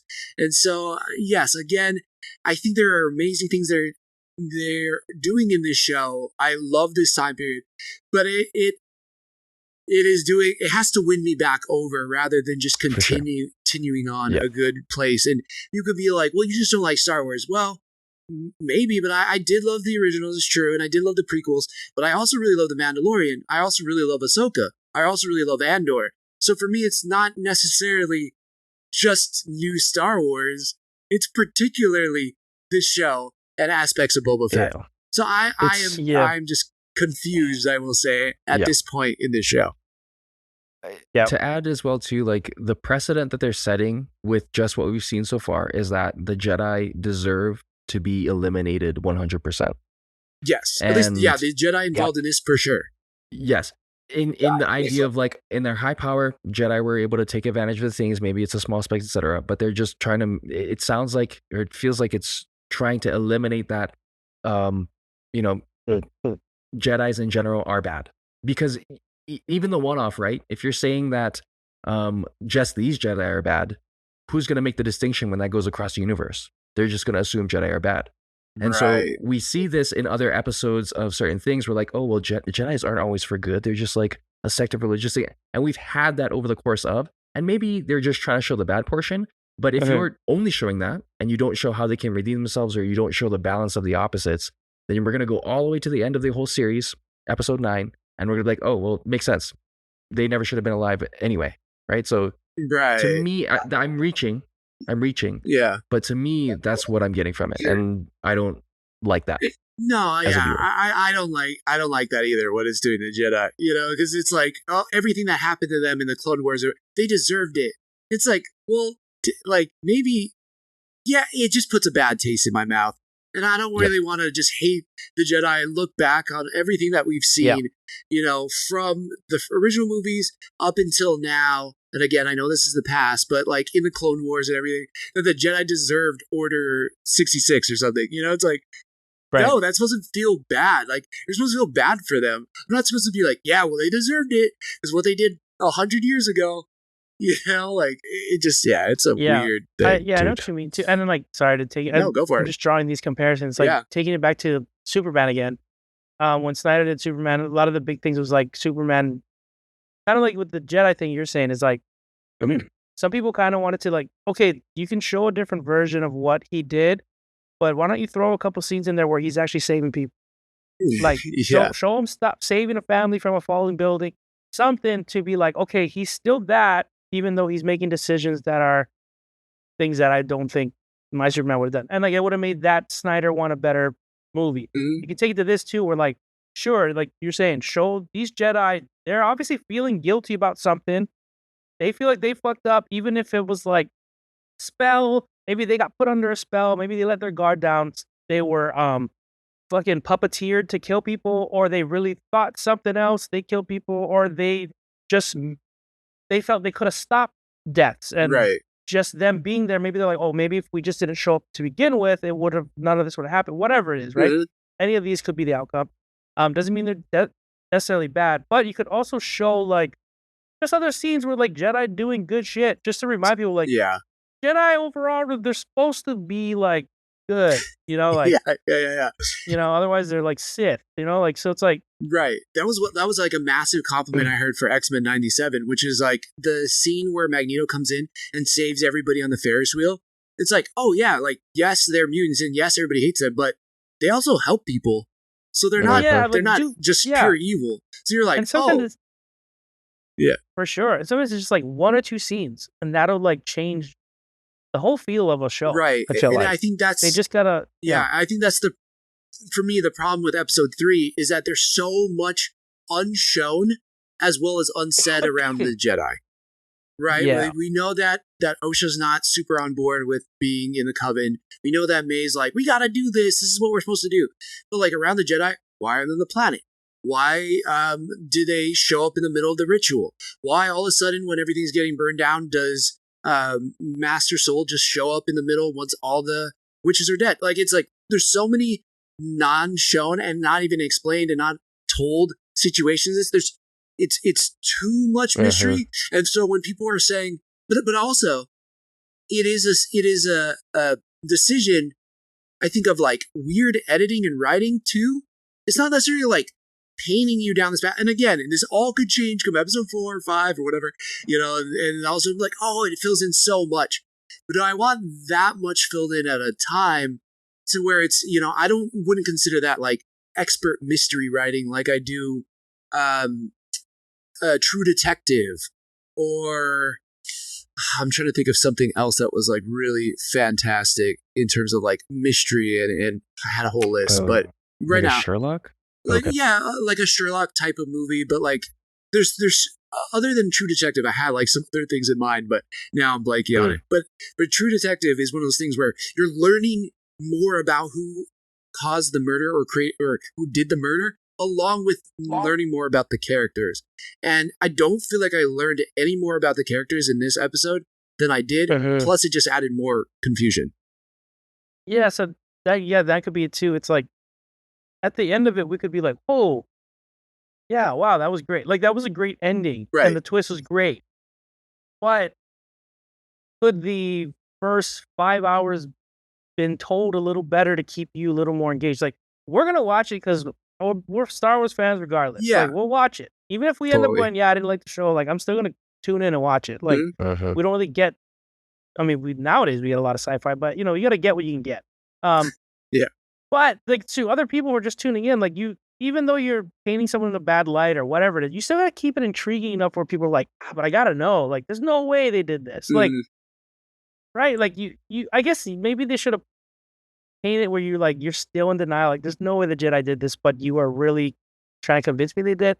I don't know what it is, because it seems like you're like, well, I guess the Jedi are fucking assholes. Like, you're kind of just yeah.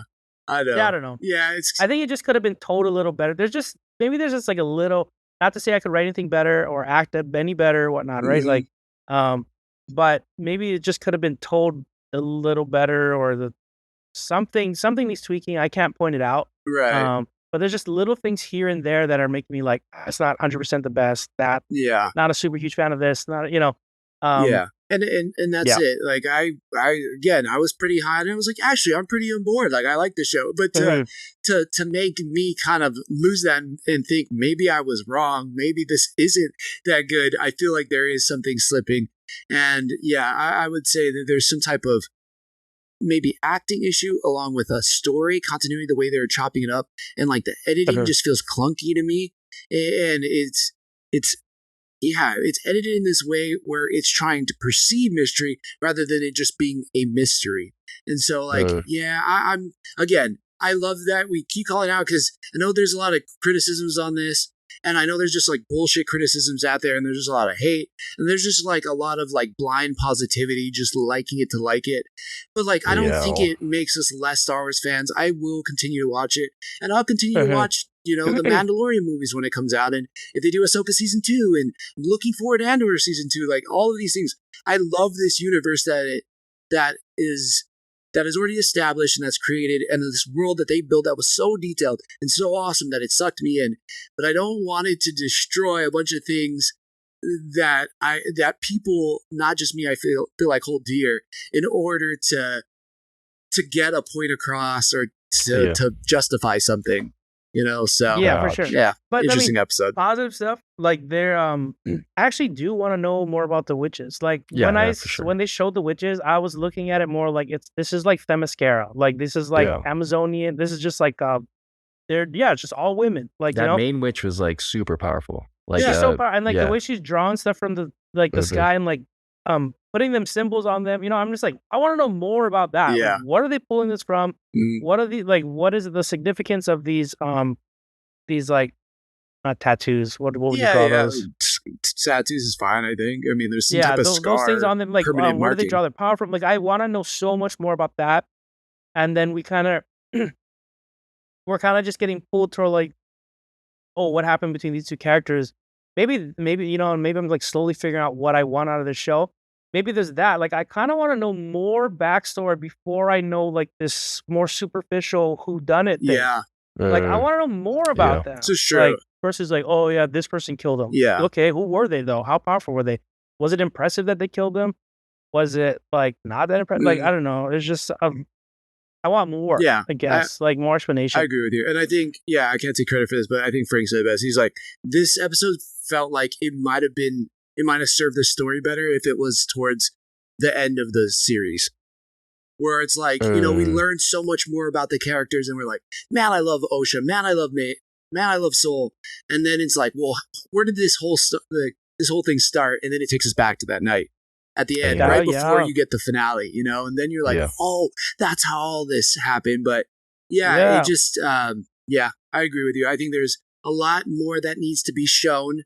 There was a lot told in terms of explanations, but a lot more shown in this show for me to be like, I love this, and it's kind of taking me in the opposite direction.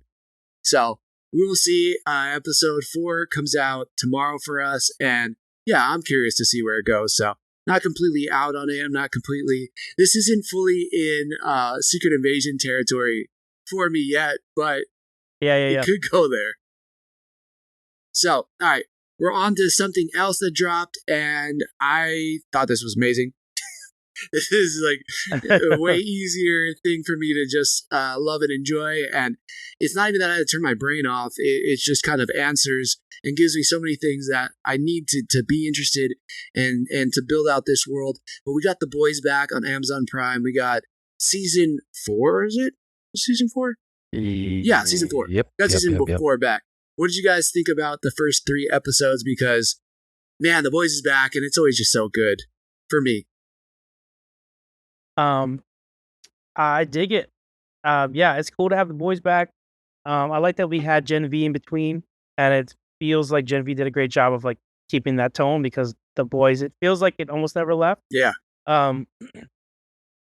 first thing I have to notice, what I noticed was Mother's Milk looks tight. He looks Yeah. like real good in shape. Buffer. Yeah. Smith, and I did like first I was kind of a little worrisome about like mentioning it because I didn't know if he was maybe got sick or whatnot or what have you. But it seems like the actor had said that he wanted to get in better health, Yeah. like because of things that might, you know, be complicated or whatnot further down the line. So he needs to just get into better shape. So it seems like it's something that he did for himself and wasn't done to him. So that's cool. good. I can say that he looks good Yeah. and not be like, you know, he's sick or something and that's why he looks good or something. You know, I'm not trying to say that. Right. But Also, yeah, like, it was a noticeable I difference. think between that and the mustache, people are like, did they recast Mother's Milk? It was like, man, why does he look different? I was like, that mustache and like how chiseled his face was. I was like, this guy looks like a completely different dude, but good for him because it's all out of good health. Yeah, I only got to watch. I only watched episode 1. And I thought it was a really great introduction. I mean, they do a really good job at just like, okay, here's all the characters, and then it's just like, hey, guess what? This shit happened. How are they gonna deal with this? Yeah. And the introduction of the new superhero, the smart lady. Yeah, Sister Sage. Yeah, Sister Sage. Like, it was the first episode. I was like, okay, where is this going? And then I was like, oh, interesting that Homelander is like utilizing her skill to essentially do like false flags. And I was like, okay, this is interesting because this is not only is it relevant, but it's also like, how are they going to deal with this? Because that's essentially no one can defeat him, and if he now has intelligence on his side, which leads me to believe that maybe Sister Sage is going to take a step back. I mean, she's really intelligent, so maybe that's leading down kind of like a different pathway. But man, bringing the characters back, bringing them all back with like another chip on their shoulder, another little twist and turn. I was excited to watch other episodes. It's just obviously I have to watch other things as well too because we have all the stuff we watch. But I don't want to say that it's the best season so far, but to me, the most engaging episode I've seen in a bit. Man, Sister Sage is so good. Like, man, she's such a good addition to this story. She's so good. Yeah, man, just wait till you see what she's sick. What were you gonna say, Scott? No, yeah, just more of that. Like she's. It was an interesting approach to bring her in. Like it seems like Homelander's made a decision. Like, no matter how pissed off I get at what you're gonna tell me, because he just is. He's like insecure. He knows that she is the smartest person in the world, so it's gonna be for the better. So like, as long as they work together, he's gonna come on top because he's like out of resources. Right. And it is cool to just see her come in the room. And like, not only is she holding her own, like she's not just like yes-ending Homelander because that's not what he wanted, right? Yeah. And she's also like confidently walking about and like speaking to the other members and like kind of steering the way they think about themselves. Like it's interesting hearing her talk to the Deep, and she's like, you know, like, why do you let her talk to you like that? Like, oh, well, you know, like just and like here's a tip here, and then he's like, yeah, and it totally changes. She's very powerful. Like she could be a big problem. Well, what's cool is she could be so smart that like, who knows, by the end of this she could like be like a double agent and be like, this is how I take down Homelander, or whatever, you know? Yeah. Who knows? It's like one of those. I'm enjoying the ride right now. Yeah, I loved it too. I don't remember who said it, but it's like, who would have thought the boys needed a Lex Luthor? You know, like, yeah, that's good. Yeah, I mean, we got Superman and we got an evil Superman. Why not have a Lex Luthor who can just kind of manipulate things through pure intelligence and just thinking things out? Yeah, oh man, and to have her team up with Homelander and then Homelander to realize like, listen, I'm great in every other aspect of my life. I can destroy everybody, but to get people on my side and to really manipulate and hold power of this whole situation, I'm going to bring you in and I'm going to give you a platform that you couldn't have by yourself. And you're going to give me all the answers so that nobody can take me down from like a political side of things, from a business side of things. Like, God, is it so good. And nobody in the boys is smarter than her.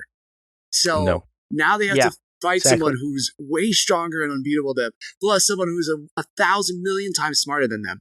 It's like, oh man, the boys just does these things with it where you're like, how the fuck are they gonna figure this out? You know, like it puts them in these insane, dire situations, and they keep finding ways to like get out by the skin of their teeth, and I just find that so it just hooks me so good. That's true. Yeah, you almost think like they already they're definitely already the underdogs, and like having this like new member of the Seven, you're like, how the fuck are they gonna do this? Yeah. You see another episode where like they think they're on top of what's going on, and then they get trapped in a scenario. She's like, I knew you'd do that. Yeah. And it's like there's gonna be a lot of that this season. Like you guys are fucked. You guys already tried the approach where you try to get superpowers and that fails. So it's like, what else can you do? Right. It's kind of wild. It is. It is. I love it too. It seems like this season they are also bringing everybody back to the origin of who they are.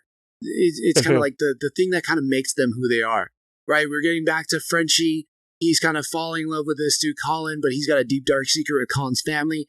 Like Kimiko is dealing with the fact that she was a child soldier and that was human trafficked. You know, Butcher is now kind of seeing visions of his ex-wife, and she's becoming his conscience. Plus now all the boys know that he's dealing with, you know, this mass or this tumor around his head that's probably killing him.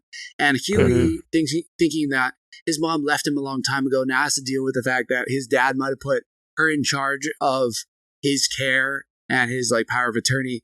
It's just like so many good things that they're doing where you're like, I thought all these characters, stupidly, you could think that these characters might have evolved past these trauma, but that's what makes them so interesting is that they're human in these ways. They have to still deal with the shit that they never dealt with. And we've gotten so far away from them just because they're surviving and they're just trying to make it through the day that they haven't dealt with their own shit. And yet them dealing with their own shit is along the path for them to stop Homelander. It's like, fuck. Right. Now, I think that is good writing. Take care of yourself. You can take care of others. That's that's good. Yeah. Yeah. And also and the more they take care of themselves, the more they're able to take care of each other. Right. I don't know. Right. And it's like, fuck, man, it's so good. The humor's there again. Butcher's still Butcher.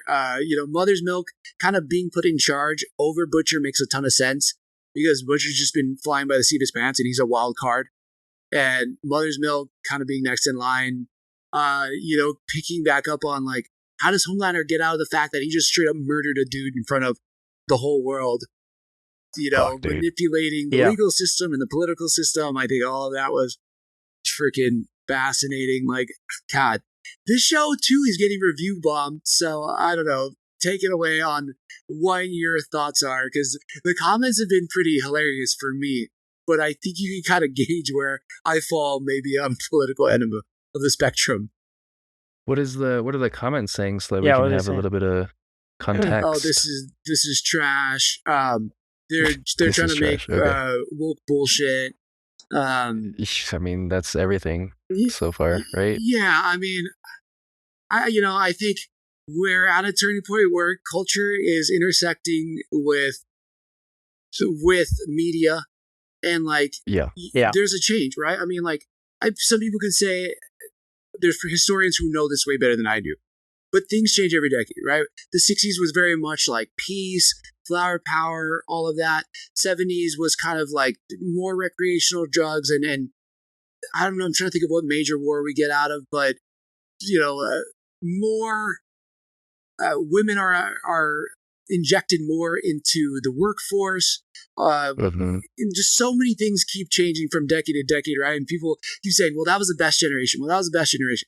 I think we are seeing it in our life where woke is now the new problem with society, and that this will not be an issue, I don't think, in 10 years from now. People could call it crazy, but I think either you adapt and learn how to adapt to society, or you're going to become that old man left in the dust or old woman left in the dust. And I don't know. I don't have any problem with it. I definitely have seen other things that are more heavy-handed in what they're trying to push across. But also, The Boys is pretty funny. It makes a lot of fun of it. And so for me, that makes it easier to swallow. So in the idea of like So if the idea of like woke is happening, period, point blank, right? Wherever you want it or don't want it. The fact that in general, there's still like arguments about it, like that talk, like live your life how you want to live your life, right? Like if you don't like that, why are you commenting on it? Like just live your life how you want to live your life, right? That's the true barometer of the situation because you have your own ideas. So why then do you feel the need to like push out your words when you're, you know what I mean? Like that's yeah. So people are like, you guys are talking on a podcast right now. But I was just thinking that in the sense where like I was gonna say like a lot of people who feel like I gotta say something, right, are probably not the everyday human people being that like, fall into like it's usually people on the far ends of whatever woke unwoke. True. Or like I make a change with this statement today. And you're like, okay, sure, like yeah, like so these are the people who feel like, you know, and then you got a bunch of the people on the outskirts talking to each other, and it seems like that's majority. Where majority of the people are reading at just like us and going, whoa, these comments are wild. Like that's the majority of everyone. Right. Yeah. Other than us having a podcast and like we kind of now fall into that what I was just saying, the outskirts, because we feel like we got to talk about whatever. True. Yeah. But usually we're just trying to talk about what we like and what we're watching. You know, like we're not Exactly. trying to get crazy with it. Totally. And what we thought about it. But it's different context in a way because it's like talking with your friends about this is what I thought about this episode, which is not us shouting out to random strangers necessarily online and arguing. I'm not trying to take anyone down. Yeah, dude, just I see you in real life. Like, it makes none of that. conversation, dude. See your way out. Huh? Yeah, it's crazy. Yeah, it's wild. I just say any of those comments, everyone can probably agree that those comments are entertaining. Wherever you land, they are fun to read. Yeah. And there's probably one or two that you're like, what the fuck? This guy's wild. This lady's crazy. Right. And you scroll it, you want to read. Sometimes I'll see the picture or whatever it is, and I'm like, oh, like these comments are good. So much so that that's become a meme. We're like, oh, I'm just here for the comments. You know, like it's fun. That that's majority comment of is now like its own internet culture thing. Yeah. Or like the person eating popcorn. It just like as soon as it was post, whatever the post was, you just know it's gonna be chaos. Totally. Yeah. I think for me, and this is where I don't know if it's changed, and you guys could probably speak to this, but like I've always. Since we started the podcast, I love the idea of nuance. And sometimes I feel like I do take hard stance. Maybe it sounded like I took a really hard stance on the Acolyte, but like, I love the idea of like, there is a lot of good somewhere and there could be bad. Or there could be a lot of bad, but there's some good. And I think that, I feel like that's gone away in terms of like internet culture because people just really want to know if it's awesome or if it's shit. And it's like, sometimes for me, it's probably one of my more annoying habits, I bet, for Christina. It's like, well, it's not all bad, or it's not all good. You know, I'm very much a person that, like, wants to find the nuance, wants to find, like, maybe this is good, maybe this is bad, whatever, but, like, talk through it. Because I don't think I can necessarily think through everything in my head and just have, like, a concrete idea about whether I like it or not. And that's why I appreciate getting to jump on the podcast and talk with you guys. Is like, I really get to work through how do I feel about what I just watched beyond that sucked, but that's not good enough for me, right? So, right. I think that's why, for me, this is a different platform necessarily than just like being in the comment section. Although there is times I scroll through the comments and just watch World War III seemingly about to happen between two random strangers. So yeah, it's wild. I think like what you're saying, like if I'm ever telling someone like it's not that good or whatever, I think a lot of times I'm factoring in. Do you have less time than I do? Then you may not want to waste your time and check it out. Because like if you have a lot of time, check it out. Yes. You know what I mean? Watch like everything. it comes out of that. Some things are so bad, like The Room, right? They made James Franco did a movie based on that movie because it was so bad and it like mocked it and that, it was good. Like it's so bad, it's good. You're right. There's movies like that. Yes. The Meg. Right? And you're like, I'm not going to say it's a great movie, but I'll tell people to watch it because it's bad and there's good in it because it's bad. That's like you with The Meg. Yeah, exactly. Like I know what I'm getting. You know what I mean? Like, like same reason people watching Bad Boys. I haven't watched it, but it feels like Transformers, Fast and Furious. There's certain things that are just like produced in a very calculated way Right. where it's going to be good enough for a specific audience, right? Both, The Meg is very much what's that. funny about that Like- is most of those movies you named were Michael Bay, either produced or directed. Dude, Michael Bay, and you know what? Guess who's rich? Michael Bay. That's true. Yeah. Okay? So it's like, Yeah. it's what, but, if you don't have a lot of time, I'd say maybe don't watch those movies. But if you, there's like a different, and it all depends on feels, right? So that, I calculate that all when people are like, oh, what do you think about it? I try and gauge like, well, what are you into? That's Because true. what I might not like, you might like, because like, maybe you have a super stressful job and you just want to watch something that just like, I just want to leave my brain at the door and just Yeah. enjoy something and check this out. Or I want to watch something that's like going to make me think differently. Okay, then maybe Meg's not for you. Watch, something else.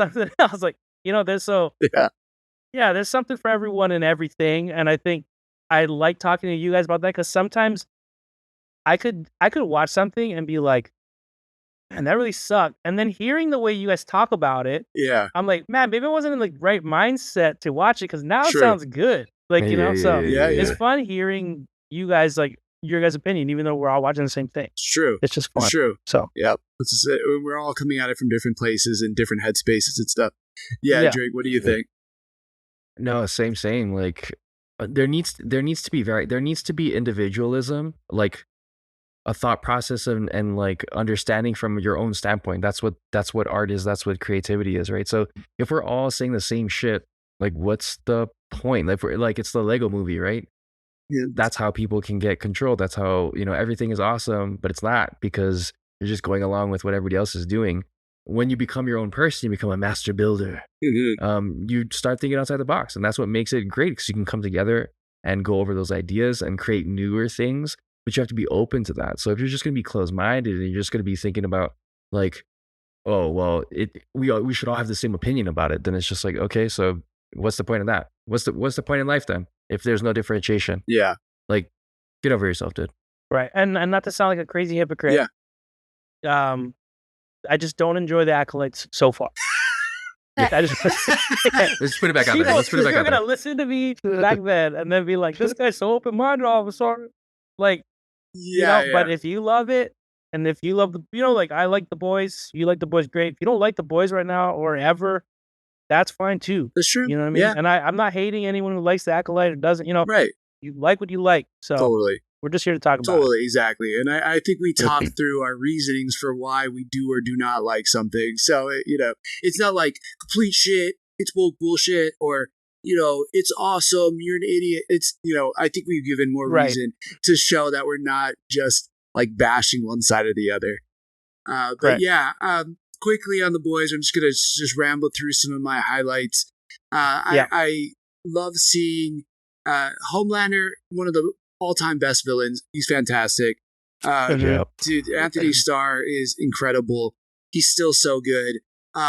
Billy Butcher, too, is a fantastic character. I mean, knowing that he's got a time limit kind of changes things up. But in episode 3, he has this moment with Ryan. It is the most vulnerable, the sweetest. And it just really shows, like, Carl Urban is a fantastic actor. Like, the dude has Yeah, he got is. chops. And He's right. he crushes it.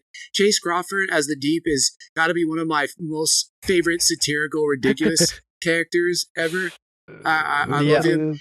And the redemption for A-Train was something I would have not put on my bingo card after season 1 of The Boys. Cool, I like that. And yet, seeing where he's at now this season, I love A-Train. I can't wait to see what happens to him. I kind of hope he doesn't die. I have a feeling he might. But, like, man, I'm digging A-Train. So, yeah, it's already been killer.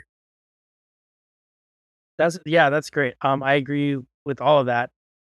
Was it there? Christine says she saw this interview with Anthony Starr, and they're asking him like, "Oh, how do you do that thing where you turn it on and off, like, like you're happy and then you turn into like that menacing?" And apparently in the interview, he's like he does like, "What do you mean?" And he like turns it on, and they're like, "That's what I mean." Yeah, Like, yeah. so he's such a good actor. He can like be Homelander even outside of offset or whatever. Yeah. Yeah, Carl Urban, amazing. Oh shoot, what was the Deep? I hope if and when DC does Booster Gold, I want Booster Gold to be like the Deep.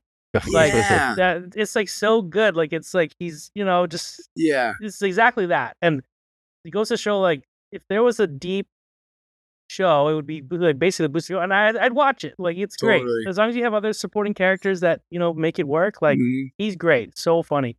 Totally. I think the only person that could do that for me that I can think of on the top of my head is like Chris Pratt back in the day. That first Guardians of the Galaxy where he kind of played like lovable idiot, but like could still be serious and dangerous too. Fuck yeah. Him and Chase Crawford for sure. Would have been great too. Is like maybe he could still do it, but it would just not be age accurate.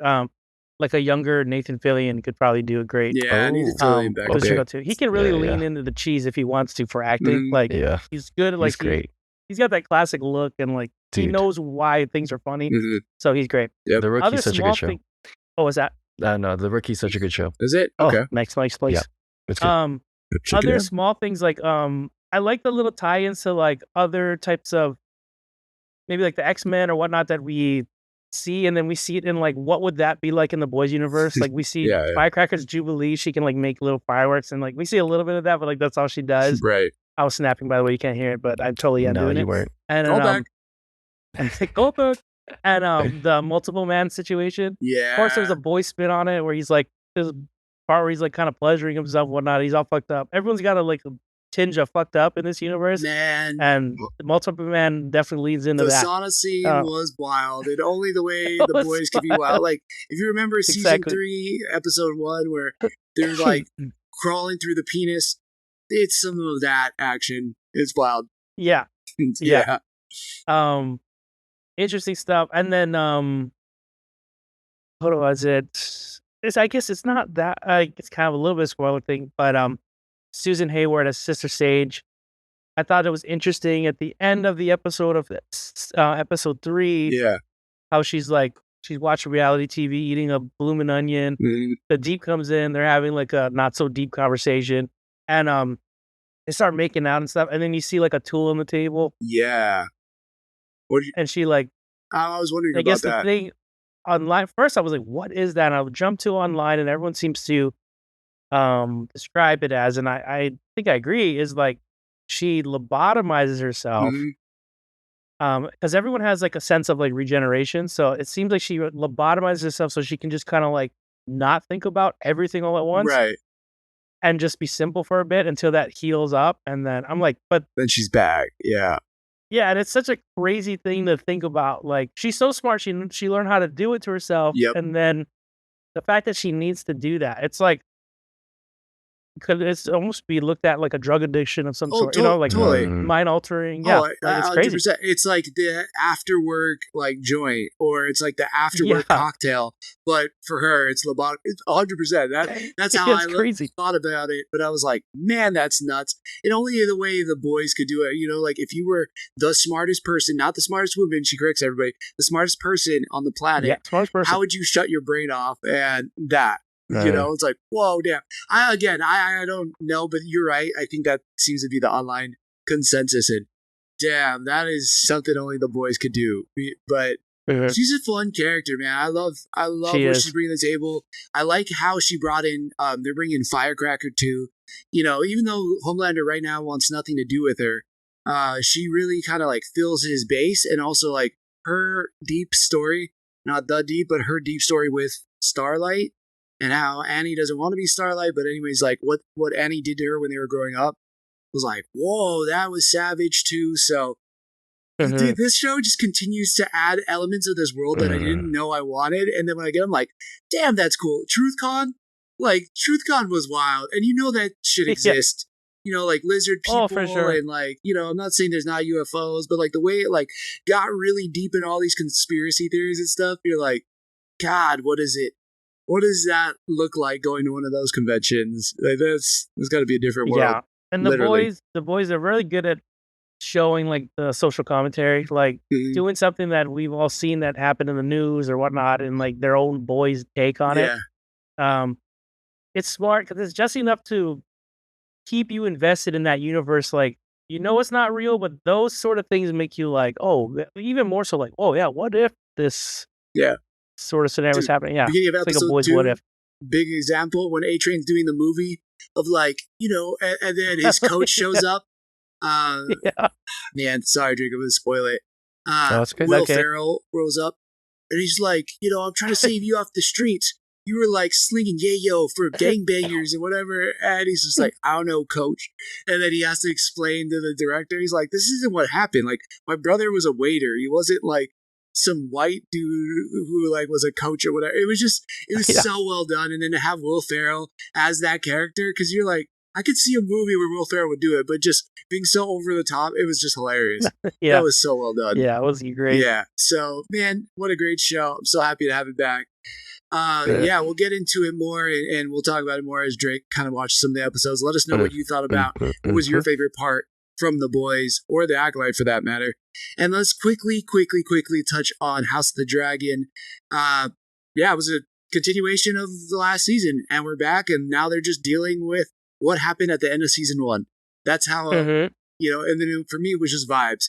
Like, this person's catching up here. This is how this person's dealing with it. This is how this person's moving forward. That's episode 1 in a nutshell for me. Yeah, basically. Rhaenyra,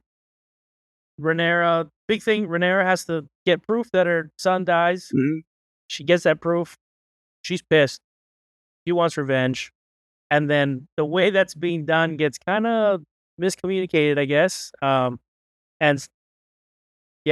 then it's very Game of Thrones universe way of, oh, fuck. Like, shit is just getting...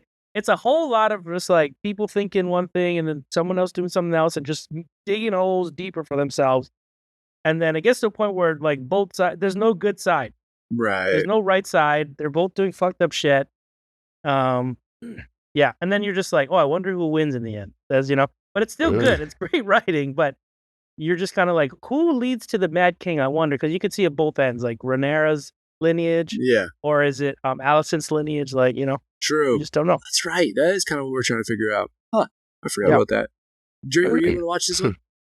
I wasn't able to watch it, but I think much like what you guys just discussed is kind of like a refresher of what's going on and gives you like the tip of the iceberg before they start going real Game of Thronesy. Mm-hmm. So I guess the big question is like obviously they're gonna give you like a French tilt potentially, or they're gonna do something crazy, but what are you looking forward to happening between the families? What kind of deaths are we looking to see? Yeah, I'm just invested. Like, I want to see when Rhaenyra finally sees Alicent again. It's like that's the moment I'm looking forward to the most. It's all between these two mothers who, one got put there and she did all the duties of a wife in this time period to get to where she's at. One thought she deserved something and didn't get it. And then their kids start dying off because of the situations that they're put into. So I'm just curious to see these two moms finally meet head to head. I don't know anything beyond that, but the kids are kind of all shitheads in their own right. Or there's, to Scott's point, there's shitheads on either side, and they're gonna have to meet some kind of justice, I think, or they won't. And if Game of Thrones is the example, I think they will. It just might not come when we want it to come, and it might come in different ways than we expected. Okay. That, and then another, I guess, more obvious answer would be looking forward to like more dragons. Like, not so like, obviously, right? They're cool and they're flying around. The CG is great, but we know the war is going to come down to, like, they state this all the time. It's going to come down to who's got more dragons and how you're going to use them strategically. Because one side's got more dragons, but they're smaller. Right. And the other one's got like these older OG giant dragons, as we've seen in the final season, like literally can eat the other dragon in one bite. So it's going to come down to like how they play it, who's on their side or whatnot. So, but, you see a little bit of Matt Smith going to like, there's 3 dragons that are unclaimed on the island. So that's interesting. Yeah. You're going to see, all that stuff. That seems pretty cool. Other than like the characters that we see talking. Totally. Yeah. And this episode, at least for episode 1, ends in a way that was a big story from the books that I didn't know, but it's referenced at the end. Like, if you watch the after show on the episode, they talk about it. It's called like Blood and Cheese. And you get to meet Blood and Cheese. And I guess Frank was explaining to me, the show is actually like the real thing that's happened. In the books, it's an unreliable narrator, so to speak. It's from somebody's perspective. or like a tale that's passed down. The show is actually what happens. And so it is interesting because it's very different in the books on how the blood and cheese works out, where they make Helena choose between one of her sons and they kill the opposite one. In this one, she chooses between your different kids, but it's not two different sons. It's between a son and a daughter. So it's definitely different than the books.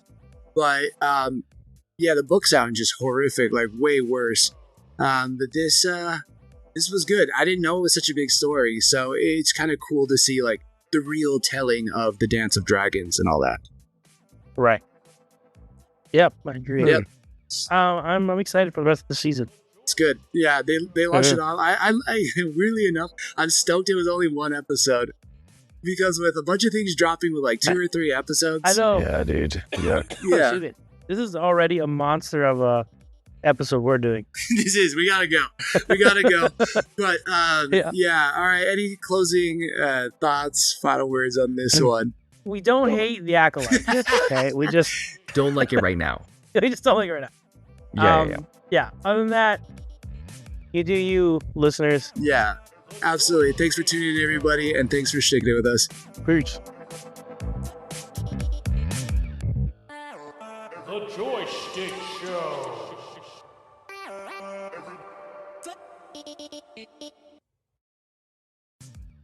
If you've enjoyed what you've been listening to, we'd really appreciate a follow, subscribe, and a review. Just how we like chatting with our friends, please share this with yours. Feel free to join the squad and follow us at JoyStickShow Joystick Show on Twitter and Instagram, or anywhere you listen to podcasts. And if you feel like submitting topics or questions to be discussed on future episodes, you can email us at joystick.show@gmail.com. As always, thank you, peace out, and make it a great rest of your week.